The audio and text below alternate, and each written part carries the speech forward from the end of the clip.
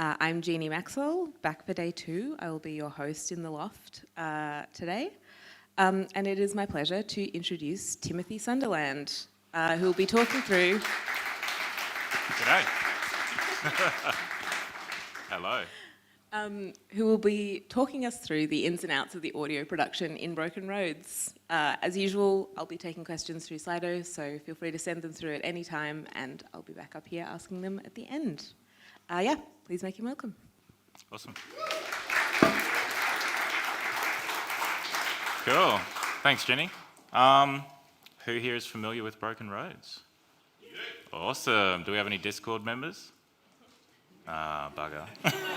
Actually, that's a good thing, probably.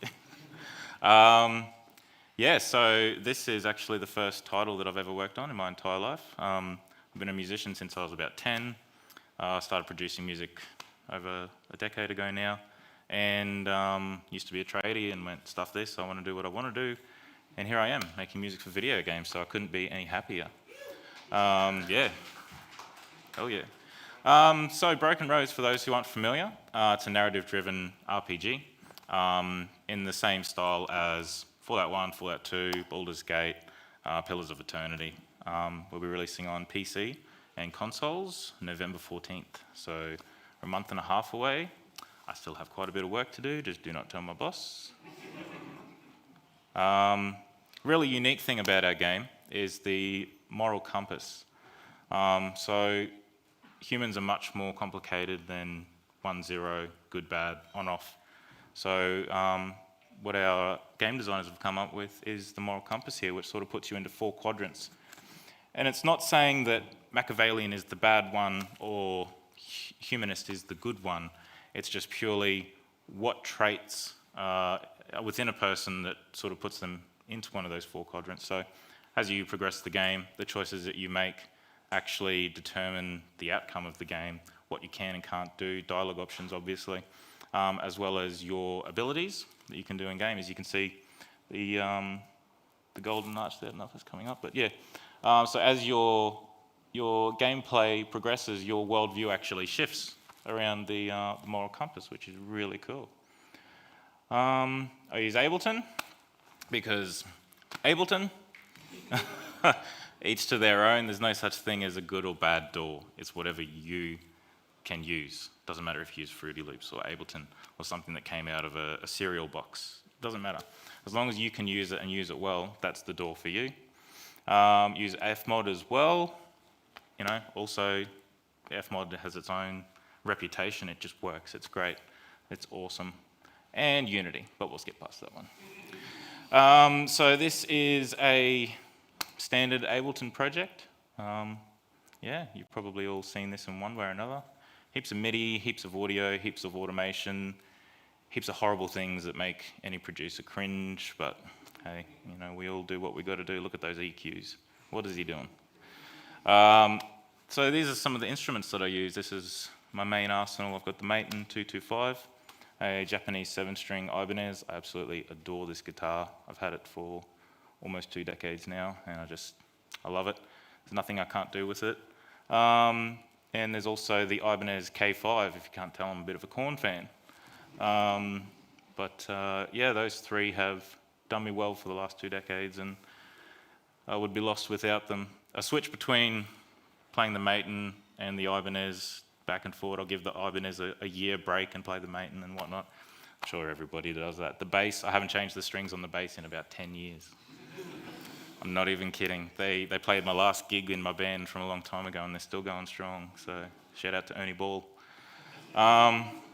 These are some of my keyboards that I've been using. I currently upgraded to the NI. Is it the S88 Mark II? I think it is. It has these beautifully weighted keys, and the velocity sensitivity is like nothing I've ever used. It's absolutely stunning. I've also used a couple of others as well. The Roland died on me recently, which is a bit of a shame because it was my first decent keyboard that I bought 10 years ago. Got a lot of good use out of it, but some plugins that I've used. This is just but a sample. I actually use a lot of stock Ableton plugins too. I think a lot of people do because they're really good. you don't need to spend millions of dollars on all these plugins. But if you can, do it, because it's a whole heap of fun. I'm using 2 different guitar emulators there. I've got the Waves 1 and Guitar Rig, and they both have their pros and cons. Yeah, it's sort of whatever suits the purpose at the time. Oh yes, as we all know, delay and reverb fix everything. Now when I first started doing this, a lot of people were saying to me, okay, what's the sound of Australia? Because the game is set in Western Australia. And first thing that comes to mind is the Didge, obviously, because it's so unique to our continent. After that, I don't know, Slim Dusty, John Farnham, you know, take your pick. There's so many different genres that Australians are known for in music that it's a mixed bag. So what I thought was, what would a post-apocalyptic musician have to play with? Obviously they would have some instruments, some synths that they've acquired, but they'd also make things out of scrap. So I've written the entire perspective from a bloke that lives out in a tin shed, had a bit too much sun, and has amassed all these instruments and, you know, kind of lost it a bit over the years, but made do with what they've got, which is, you know, kind of true to life in some ways, I suppose. But so here we've got a kalimba that I made out of some plywood, and then just some dowel, as well as next to it there, I call it the Wailing Craig. Craig is my boss. It makes a lot of weird noises, which I'll show you in a second, but here's a couple. So here's the very first test I did with the kalimba. Lovely 360, got to get all the angles.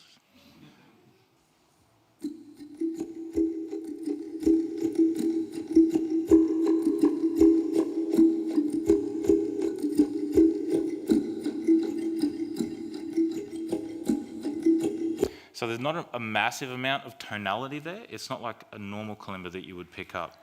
And that's got to do with the construction, because I made it quite terribly. But that's kind of the idea, because otherwise I'd just go and buy a kalimba because it sounds like a kalimba. I wanted to make something that acted like a kalimba, but sounded like however it was going to sound like. The way that it sounds comes down to the density of the woods, the materials used. I ended up putting the aluminium bracket across the top because I just wasn't getting enough clamping pressure for it to resonate through the body. What have we got here? And actually, it's funny, just before we put the demo out, we had to add in a target practice sort of part of the game. And my boss said to me, we need target practice music. And I just wrote this thing in like 2-3 hours. Like, whatever, this will do. And the feedback that we got from the demo was, that target practice song is great, that's amazing, that's, you know. Okay, I just, you know, slapped that together, but I'm happy you like it. Sometimes the most minimal effort just give you the best results, I suppose. But this is a good example of where I used the kalimba.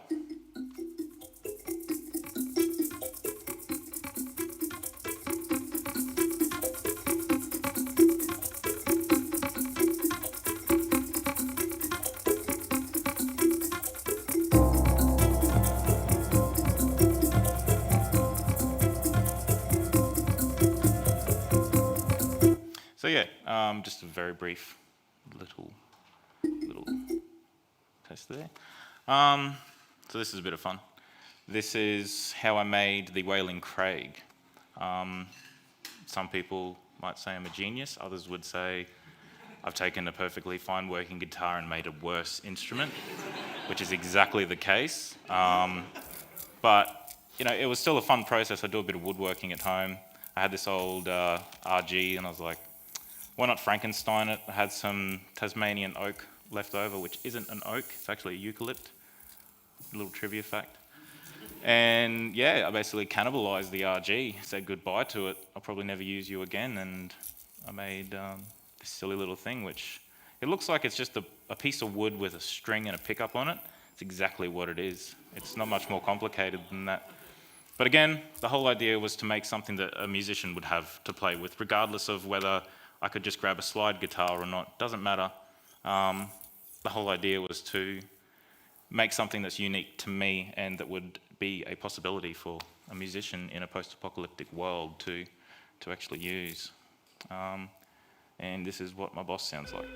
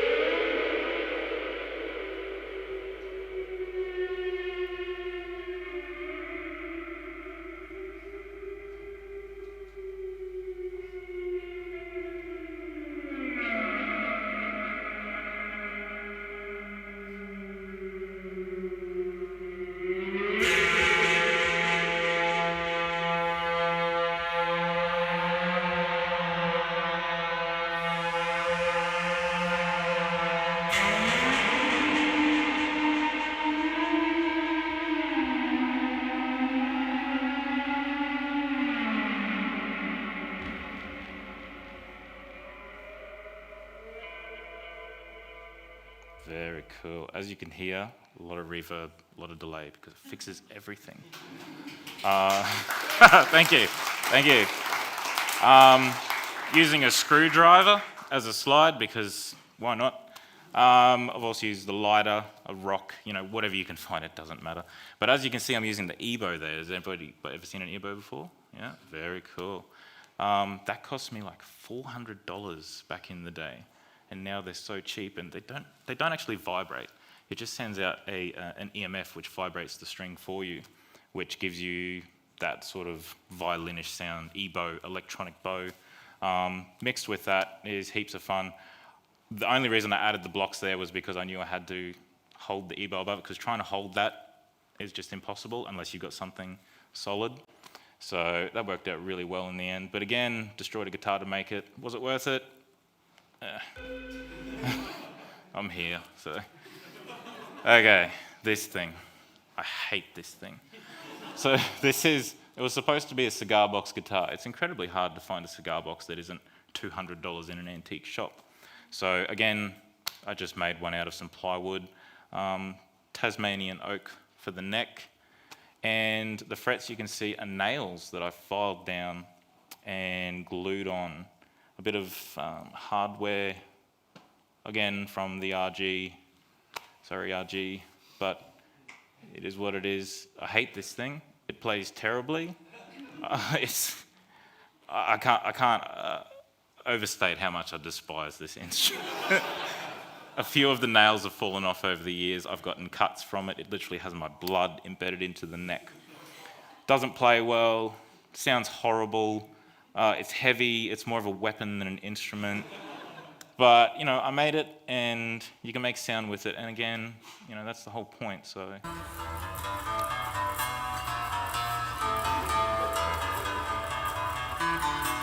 This is the first test run, by the way.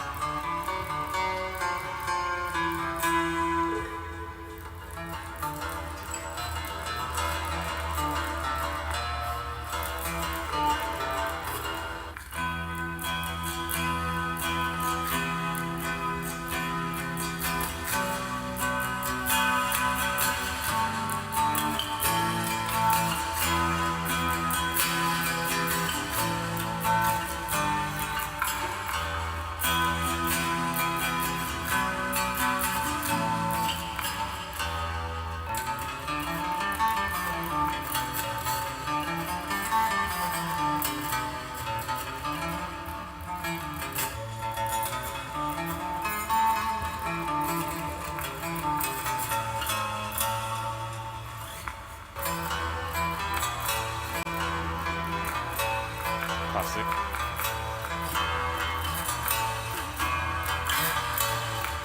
Terrible.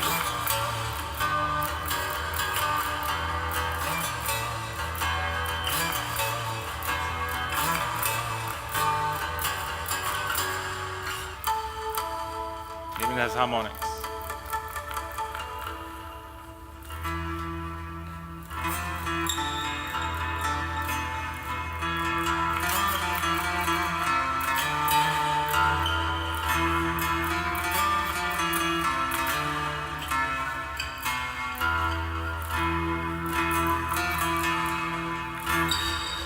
So yeah, in theory, it works. Thank you. That applause is worth the pain, because I do not recommend building that. Build your own guitar, build a good one, but don't build that. But it sounds cool, and again, delay and reverb fix everything, as we know. I also made a bamboo flute, which sadly didn't last the test of time, but sounded really cool. I got some old Yowie cases from the 90s, filled them with rice, made shakers. What else have I made? I've used my own voice to make instruments. So some of the instruments that I made, I physically played and recorded, but I also sampled them and then put them into Sampler and Simpler and went nuts with them as well. So why do delay and reverb fix everything? Because they just make everything sound really cool. So here is, first of all, it'll be a dry sample, and then with the effects applied. This is a didge sample played by a local elder from where I'm from, Barry Rainman Boland. Bit of a local legend and an incredibly good didge player. I recorded these samples about 10 years ago now, and I finally got a chance to use them. So it's used quite a lot throughout the Broken Roads soundtrack, especially this sample here, which is called Dingo, because it is quite literally a dingo call. So again, the first half will be dry, second half, delay and reverb.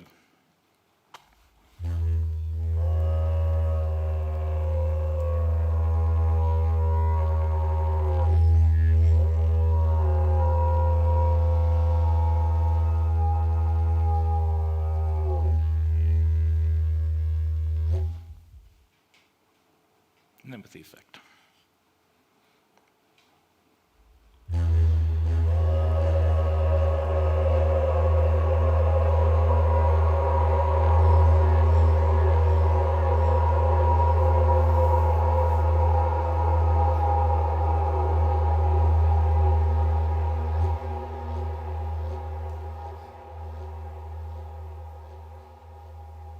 It's haunting. It feels like its own sort of monster, you know? There's something off in the distance calling, and you don't know what it is, but it sounds terrifying and beautiful at the same time. Didge is one of those instruments it's about as analog as you can get, you know? And that is really cool, I think, and I've really enjoyed working with the samples that Barry gave me. So again, Barry Rainman Boland, shout out to him, incredible bloke. Just gonna play it again. Here's another cool one. So he did a whole heap of sounds. This one's called Didgeridoo.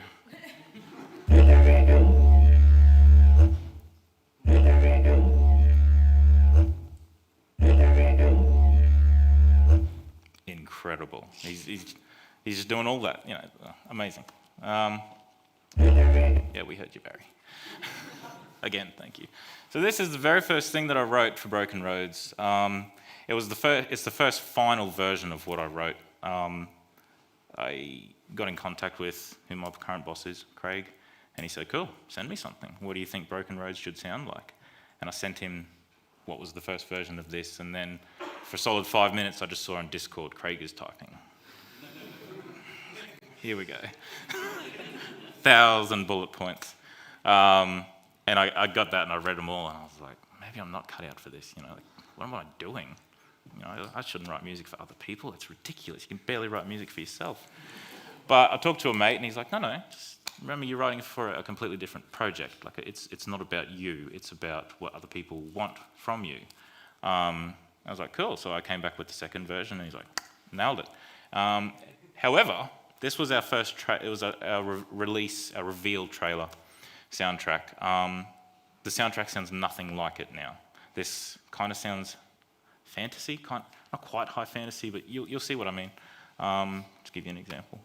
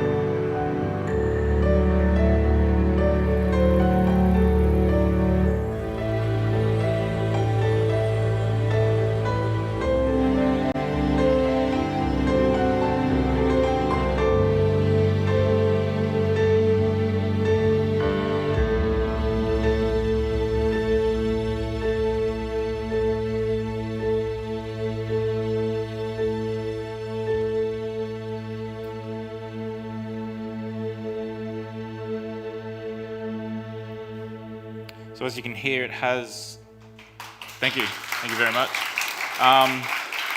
It has those elements of fantasy about it because it's got strings. The second that you put strings in, oh, it's a fantasy game. But it didn't, it sounds nothing like that now. However, in the turquoise section there, that third clip, I used that melodies from that quite a bit, actually. So it's kind of cool that it started out that way and it's completely different now in many ways. But I'm still taking elements from that. With the piano part, I wrote that from the perspective of, you know, a traveller, an adventurer in the game, taking the steps along these broken roads, you know.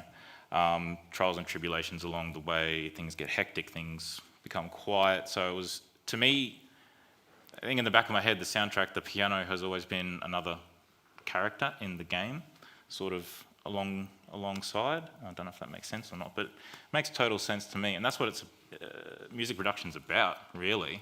Does it make sense to you? Can you interpretate it? Can you get as much out of it that you think you can? And out of this one track, I've gotten a lot out of it, which is very cool. So this melody is probably the most used melody in the entire game. It's just a simple little lick on the guitar, but I use it everywhere.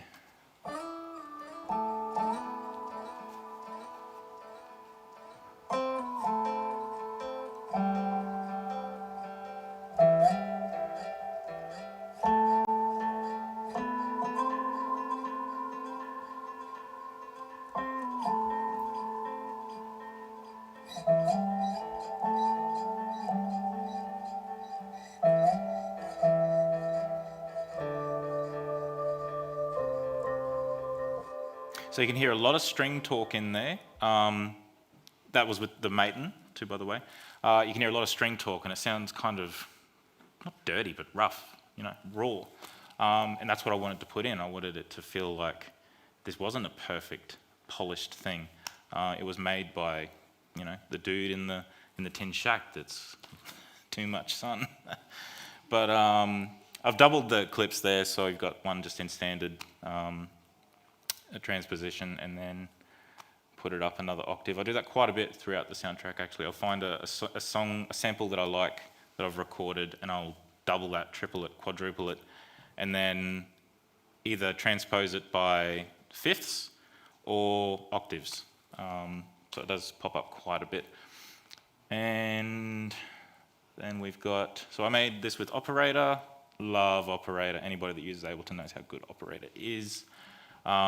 And I got a lot of people saying, what's that harmonica you're using? It's like, oh, it's not a harmonica, it's a synth that I've made. And I fooled quite a few people, even Mina, I don't know if he's here, but he said to me, that harmonica's amazing. I'm like, it's not a harmonica, bro. But I'm glad you said that. I was like, that's what I wanted. Yeah, got him. So this is what it sounds like.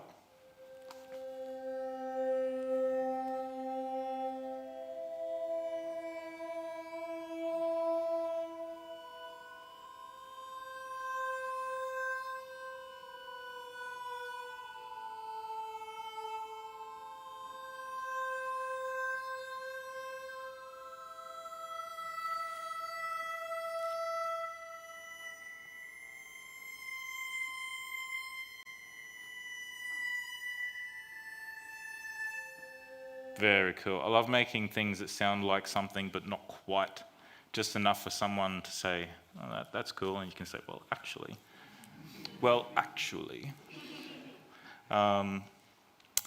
do we got here? Oh yeah, just a simple little strum on the Maton.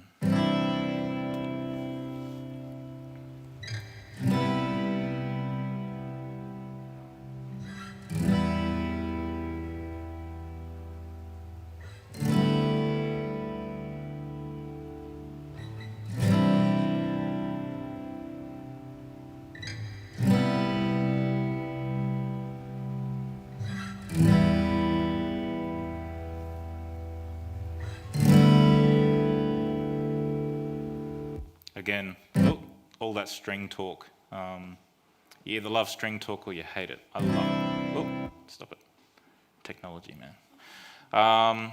what's this one? I think this could be the, oh yes, it's the flute. So this is the bamboo flute that I made.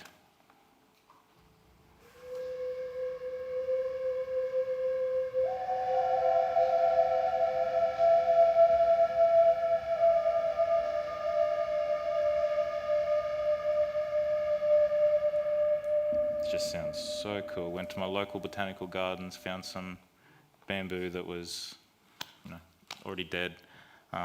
Drilled some holes in it. The hardest part is making the sound hole. There's a bit of a technique to it, but once you get it down pat, it just sounds amazing. It's cool to make this thing and then be able to play it like a real instrument. I really miss this thing. I'll make another one day, but I also made one out of a Coke bottle. You just just sample the ooh, and then put it into simpler or sampler, and away you go. Nothing's off limits. There's no such thing as a bad sound or a bad sample. There's only the wrong sound or sample for the job. That's my philosophy anyway. As you can see, our dear friend Reverb has made a lot of appearances so far and will continue to do so. And then in full context, this is probably the first song that I wrote. It's called Caravan, and it was, initially we were going to have a setup where you would actually go in a caravan as you and your party members travel. That scope sort of brought that back, but this was the first song that I wrote for Broken Roads that I think this is Broken Roads. Like, everything sort of stems from this song, so I won't play the full thing, but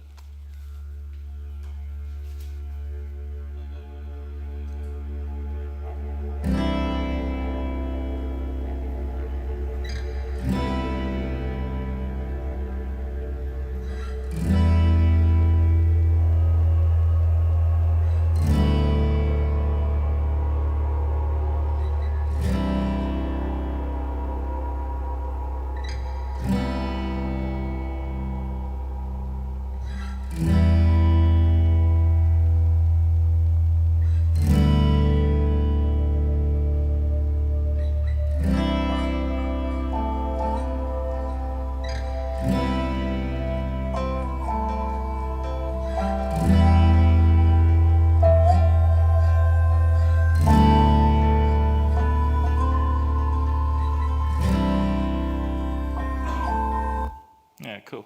So it's sort of, thank you very much. These are all not the final masters, by the way. I thought it'd be just prettier to have the project up instead of just a WAV file to look at. Like, that's boring. So, but it's the first track that I wrote that I said, okay, yeah, this is 100% in the Broken Roads universe. It has all the elements there. It's got the homemade instruments. It's got the didge. Or some of the homemade instruments.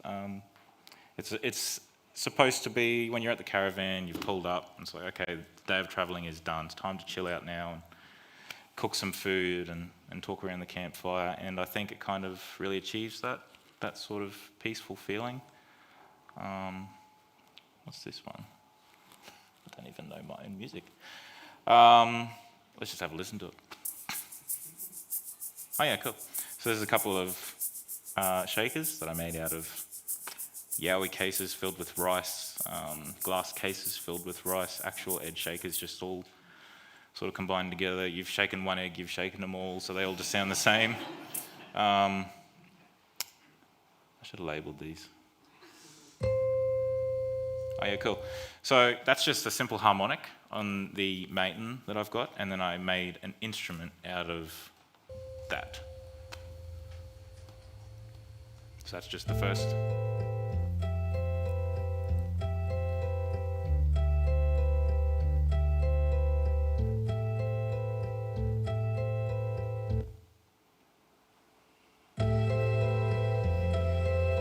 Dry and wet. Reverb wins every day. So yeah, all that from a single harmonic, which I think is really cool. It's the power of sampling, and if done right, you can do some really fun stuff with it. Not that there is a right or wrong way to do it, I suppose, but it's just whatever works for the sample that you've got. Again, I have no idea, I can't remember what this was. Oh yeah, totally.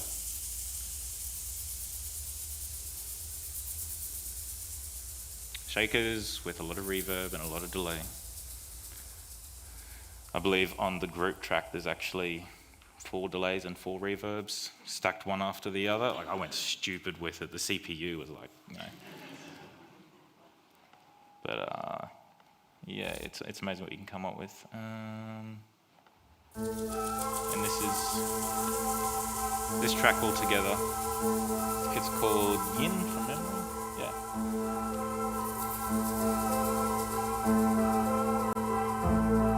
Digits back, threw it in a sampler, and just let it hold that foundation.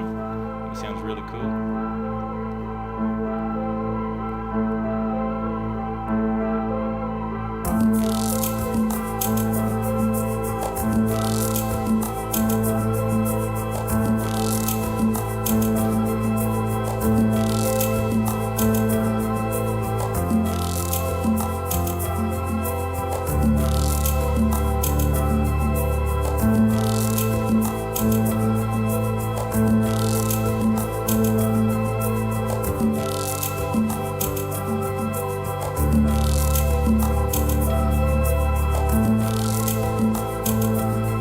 I've actually got yang to that track where the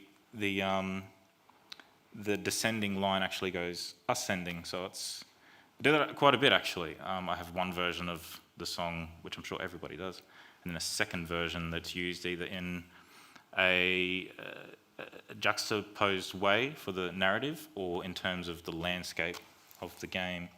What else we got here? Oh yeah, so as I was talking before about sampling my voice, so that waveform you can see down there is just probably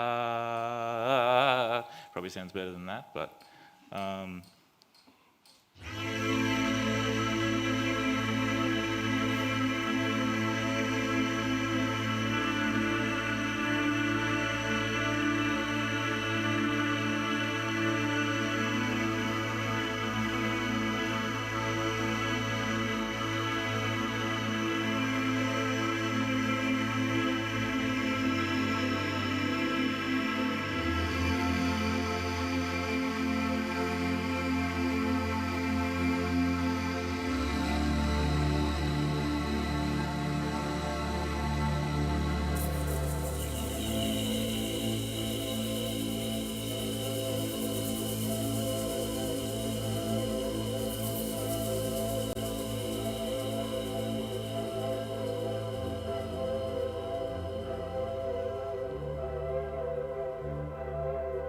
so as you can see, that already has that sort of synthetic element to it, you know, creeping in now. The analog stuff is still there, but you've also got some weird elements that are hopefully feel mysterious and mystical, otherworldly, which, you know, I'm not the first person in the world to sample a voice, obviously, but when you sample your own voice and then you listen to it, it's a really weird sensation. It's like having 100 of you sing back at yourself, and you get into arguments about what you did as a kid, and you know, remember that time you did that thing? Like, oh, it's embarrassing, stop it. But you're kind of hearing yourself a lot, and yeah, it's interesting. So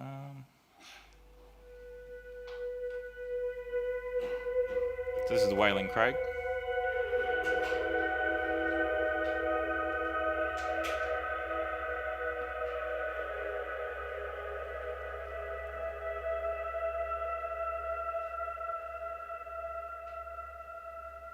Again, that could have been any guitar with any slide, with any reverb, with any delay, but it wasn't. It was my guitar with my screwdriver slide.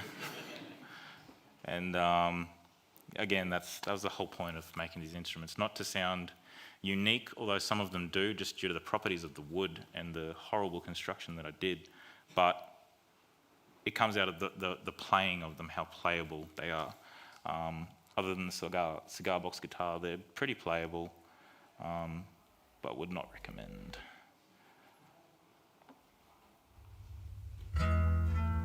Speaking of, so that's just dry.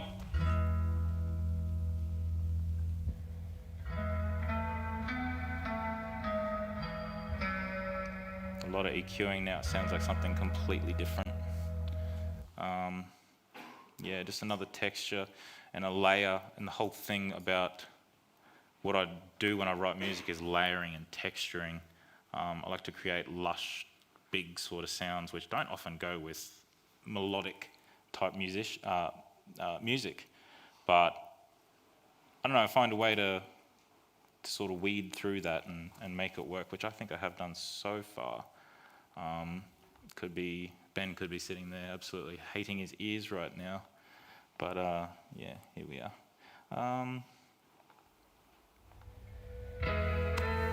This is a song for Taylor's Farm. It's called Taylor's Charm.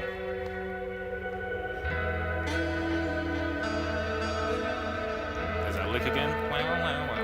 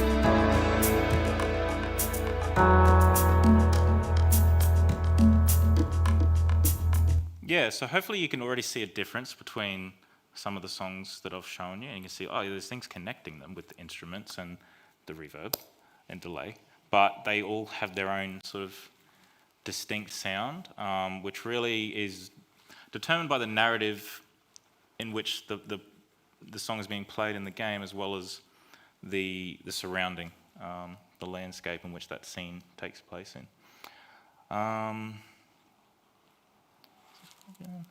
Can't remember. Should have labelled these. Okay, so this is an example of one version of a track.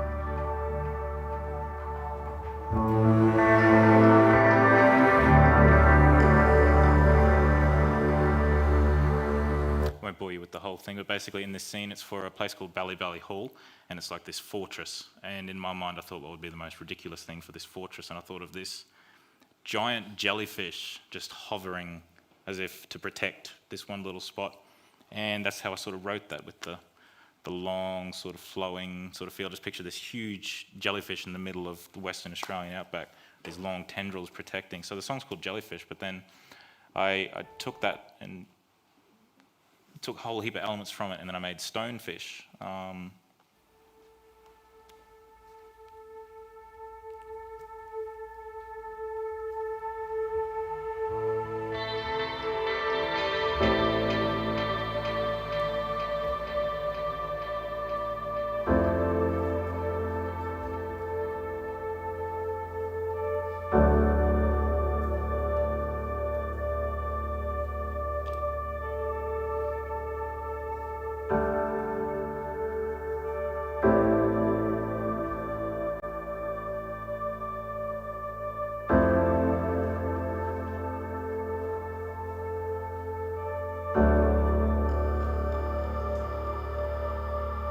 So they're essentially birthed from the same song, the same idea, but they sound completely different, which is honestly been the funnest thing about this, is not just writing one song for this, one song for that, one song for that. It's writing one song for this and then thinking what themes can then progress throughout the game during particular times that makes sense, which in this case is what sort of happens. I won't tell you the narrative around it, but yeah, it's sort of what I was trying to go for. So we went on a trip to Western Australia last year, and we basically drove the entire route of the game from Kalgoorlie all the way through to Brookton. over a few days, which is just sort of east inland of Perth. And while I was in Kalgoorlie, I captured some morning sounds at about 5 o'clock. It was ridiculously cold, but just captured the birds waking up.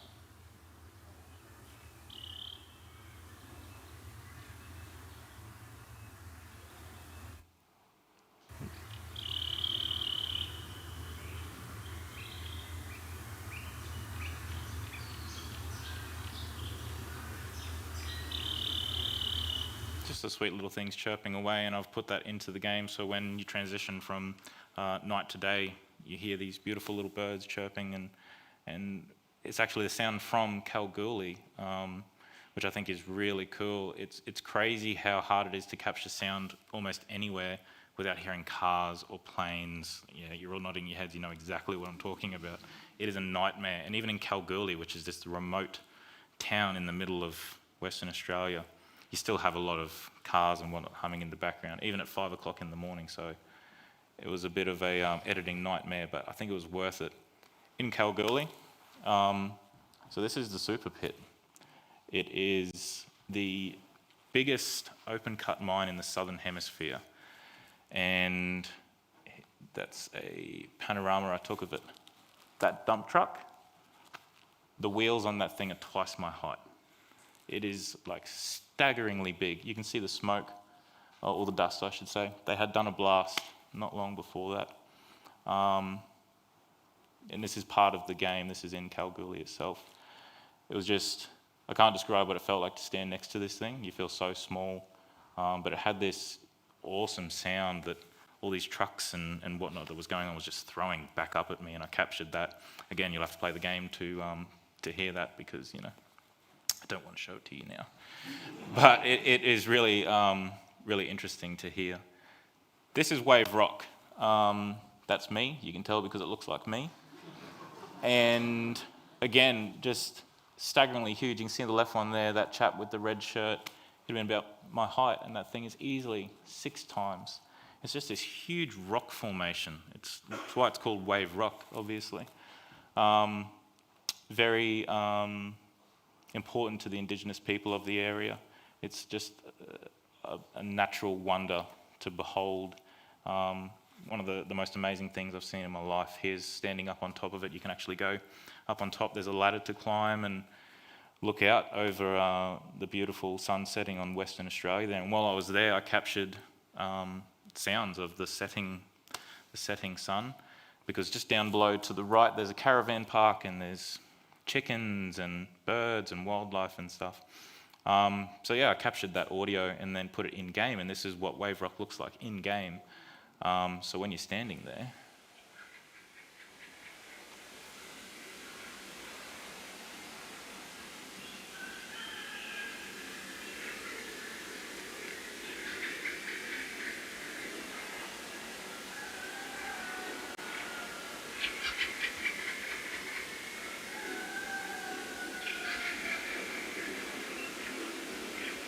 so you're hearing the exact audio that you would be hearing if you were standing in wave rock, which I think is, you know, really cool to get into the game. The locals are going to love it. Other than seeing what they can see with their eyes, they can hear it and say, I know those birds. I know the sound of the wind through those particular trees. So that's been really fun to do. So we have a quest. we have a quest where you have to pick up, is it sheep manure? I can't remember. So basically, my boss said we need a sound for picking up sheep manure, and I was like, I've got just the leftovers that can do it. So this was leftovers from the night before. Oh yeah.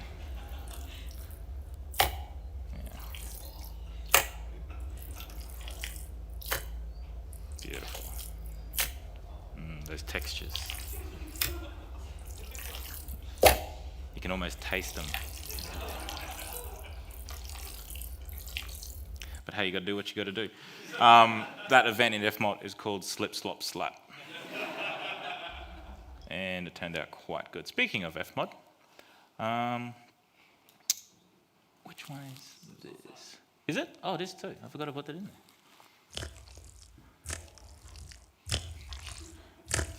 So it's all randomized.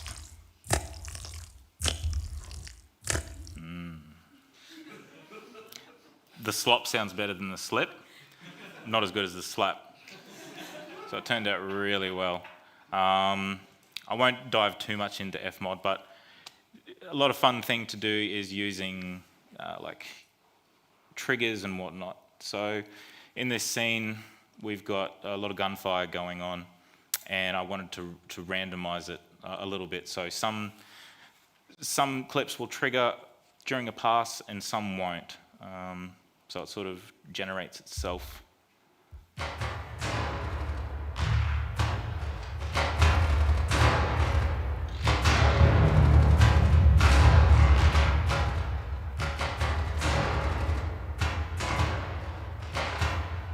There's a bit of a hectic gunfight going on.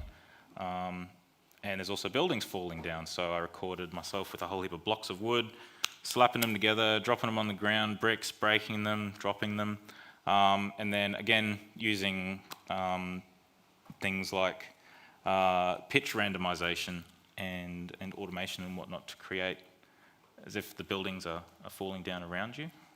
So it's just an individual sample. Bits of pine.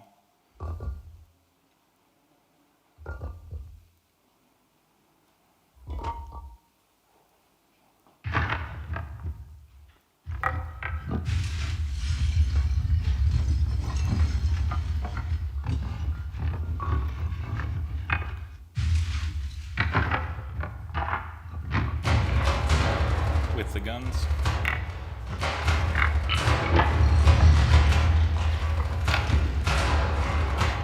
Sounds like a whole mess, really, but with a bit of context and a bit of visuals. And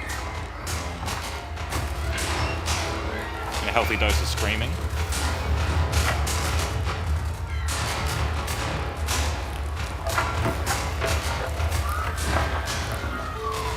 Sort of brings it together in this chaotic sort of this mess.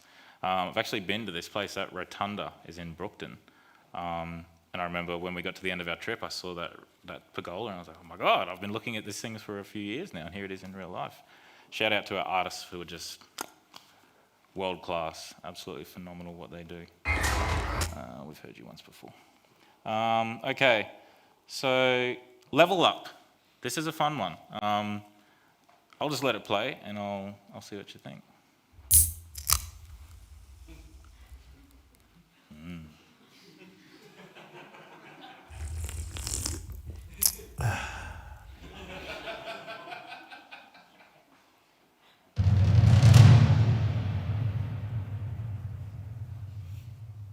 That was drums. Heard that one before. Cheeky little bugger making a return.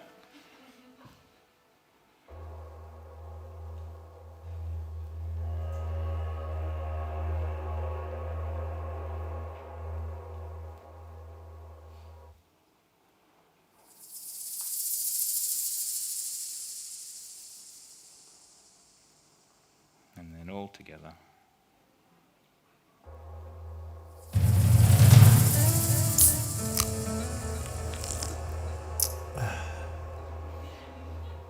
And again, because you took a rare candy. That was actually our narrative lead, Leanne, her idea, because water is such a scarce resource. We sort of focus it around liquids quite a lot, and like, what if the level up sounds cracking a beer? And it sounds pretty good. So for science, I cracked a few beers and got the takes that worked, and that's what we got. Okay, this is cool. We're almost at the end. So remember this from earlier, from the...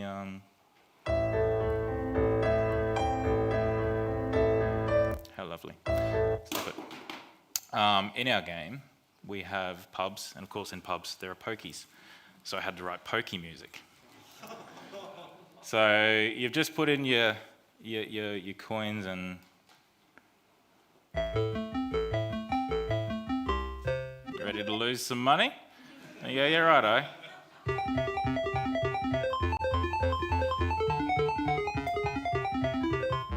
That's when you just get like a small, and then you've got the one that's off in the corner that hasn't been played for a few hours and it's craving the attention. Look at me.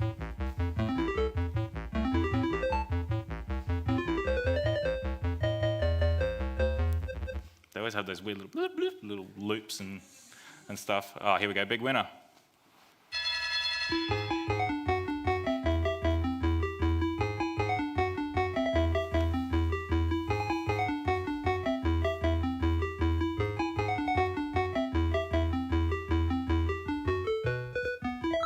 There's a few people in the world that know what that melody is. Shout out to grade 12, 2004, Rockhampton State High School.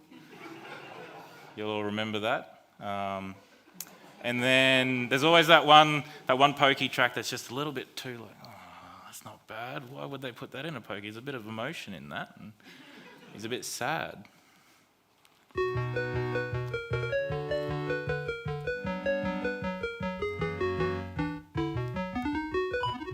Got to end on a happy note because you got to be happy when you're playing the pokies. Gamble responsibly or don't gamble at all. So that was a fun little way to sort of connect the first melody that I did for Remember Us, which was the first track that I showed you for the reveal trailer. Just in, just sort of on the wake up. Ooh. Yeah, and I've just used that one quite a bit as well. Simple, just sawtooth, square wave on the operator because it had to sound pretty basic, but that was a lot of fun to do. I was channeling my inner pokey composer. It was unique, and I reckon I nailed it. What do you reckon? I reckon those pokies are pretty good. But yeah, that's how to write pokey music, and that's the end of my TED talk, and yeah, that's how I wrote Broken Roads. Thank you very much. Cheers.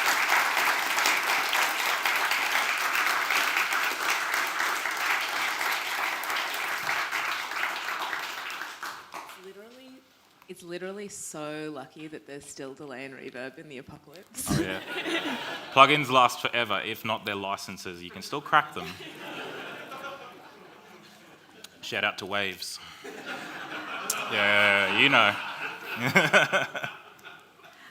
First, we have a very sweet compliment from Mina, Oh, who yes. says, love how the sampled vocals offer a throwback to early 2000s game scores, kind of nostalgic for the world before, whether intentional or not. That's hella cool. Great, thanks, Mina. Followed by a question about working with Uncle Barry. Recording Yidaki or didgeridoo comes with an overwhelming monster low end. Any tips on processing and mixing it without killing the soul of the recording? Well, you heard it. It was pretty bad. Like everything I showed you is basically pre-mixed and mastered, by the way. So take what you hear with a grain of salt. Dig is so hard. It is so hard because it's got such a range of frequencies going on, and that bass, you want to capture that. And compressors and EQs obviously will help tame that, but I've really struggled with it. Do your best. That's all I can. Try and don't push it. Don't push the bass too hard. Let the other frequencies do a bit of talking and fill that void, which is sort of mixing 101, for anything. But as far as instruments go, Dig is one of the hardest that I've had to try and work with, but one of the best sounding by far. Yeah. And those are 10-year-old recordings as well, I think you mentioned. Yeah. I'm really interested, actually, in going back, before we get into some of these technical questions, I think I want you to tell your origin story, because you got your job on Broken Roads in a way that I would not recommend to anyone. No, definitely not. I got it off a Reddit post. So, yeah. So you... Oh, there you are. I was looking for where you were. You don't know a harmonica from a synth. I was at a crossroads in my life. I used to be a tradesman, used to climb power poles for a living, and I just got sick of it. And I just, one day, was like, you know what, jump on Reddit, go to Game Dev Classifieds, put your name out there. You never know who you're going to find. So I did. And I got two people contact me. One guy wanted to do a Friday Night at Freddy's game, and I was like, not really my thing, man. I kind of don't want to piggyback on what someone's already done, you know. And then Craig got in contact with me and said, hey, we're making this RPG set in Western Australia. You're in Australia, would you like to write it? And cool, and a couple of emails back and forth. I showed him the music that I showed you earlier, the Remember Us track, and we've been doing this ever since. That was January 2019. So put yourself out there, even on Reddit. Be careful on Reddit. But put yourself out there, even on Reddit. Yeah, I think the best thing you can do is talk to people, even internet people, and just, I don't know, have a crack. Because if you don't, you won't. If I hadn't have done that, I wouldn't be here, of all places. So I'm so thankful that I did. I know that I've worked hard to get to where I am in terms of my composition and production abilities, but unless you put yourself out there, you won't probably, have a good sort of start. And I've had the best possible start I could have in this industry. We've been so lucky to have some really talented people, like the artists, for example, world class. The narrative team, the story they've created is incredible. So yeah, put yourself out there, and you never know where you could be, even on Reddit. Thinking back to those sort of first few emails exchanged, you mentioned that it was a positive that you were living and working in Australia.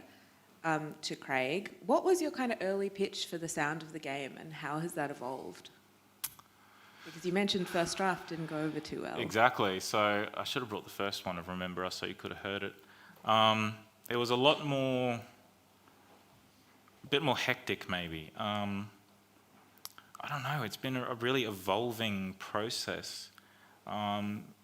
The way that it started off sounds almost nothing to like what it does, but it also does. I know how much of a cop-out answer that is, but I just listened to what Craig wanted to do with the narrative, the concept art that had been shown to me that had been worked on at the time, and I just fed off that, basically. I just tried to pull some sort of emotion or story from that and put it into Remember Us, but it worked in the end, so yeah. Hugh asks, with all the delays and reverbs, are you doing mono compatibility checks? No. So, okay, great. We're not playing in the club. I've done absolutely no mono mixing on this at all. I would not recommend that. I've done, there's phases that happen, and I've done my best to eliminate them as much as possible. When you start using so many reverbs and delays, it does become an absolute nightmare, and you have to make big decisions on what frequencies to cut, how much you want to compress something versus how much you just want to let it do its own thing. I wouldn't recommend writing the way that I've written, but I only do it because I kind of like it. But delays and reverbs, anything that messes with the stereo field is a nightmare, as we all probably know. But I love the way it sounds too. If you can get it, if you can hit that sweet spot, which I'm not necessarily saying that I have done in every track. I'm definitely no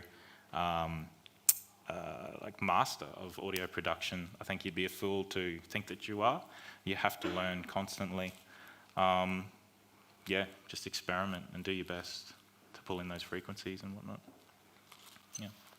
I think we're going to do, I know we're starting to run over, but I'm going to ask two more questions.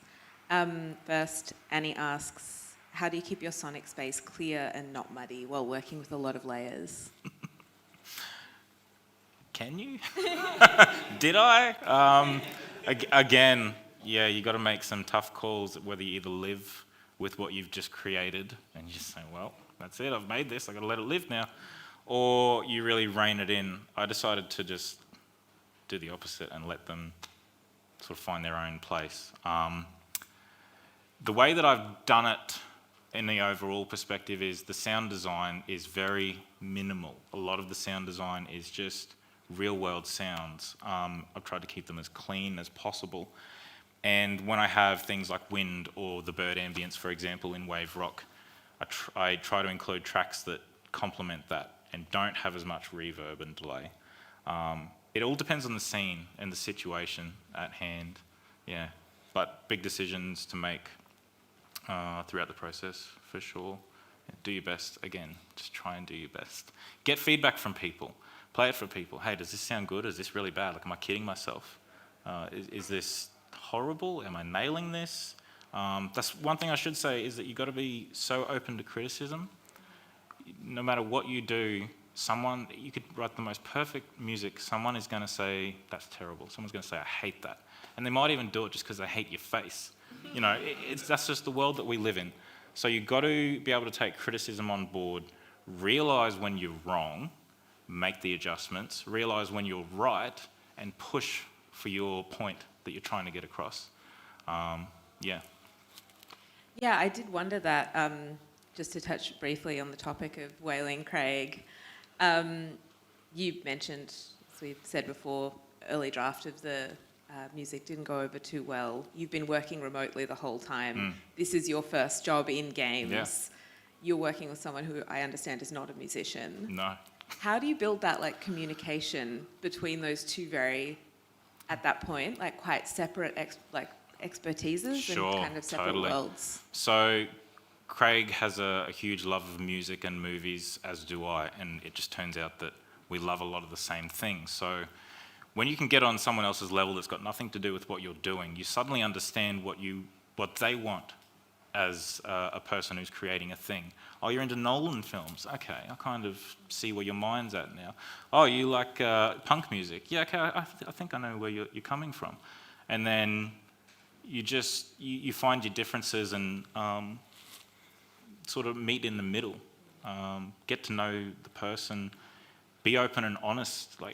You have to tell me, you're making a game. Does this sound good?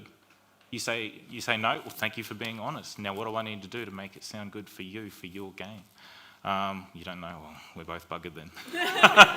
We'll just keep trying until we nail it. But it's really important to have that open and honest conversation with the people who are essentially making the decisions at the end of the day. You've got to swallow your pride and just learn to anticipate what they want. And very early on in the process, I would have to show Craig everything that I did, no matter what. And now it's just, Craig, this is going in here. Because he just knows, okay, you're all over it. You've got the sound that I want you to do. I trust you. Of course, you still say, hey, listen to it when you get a chance. But you build up that relationship over time, from not knowing a person to knowing exactly what they want and just doing it and not even telling them. It becomes out of respect and knowing someone for a certain amount of years. So, yeah, I think it's really important. Yeah. One final extremely important question, sent in so close to the beginning of your talk, from Letitia. Why is there a banana in the background of all your instrument For photos? Scale. I totally forgot to mention that. In hindsight, how does this dude live? So those images were sent into our artists so they could make 3D renders of those.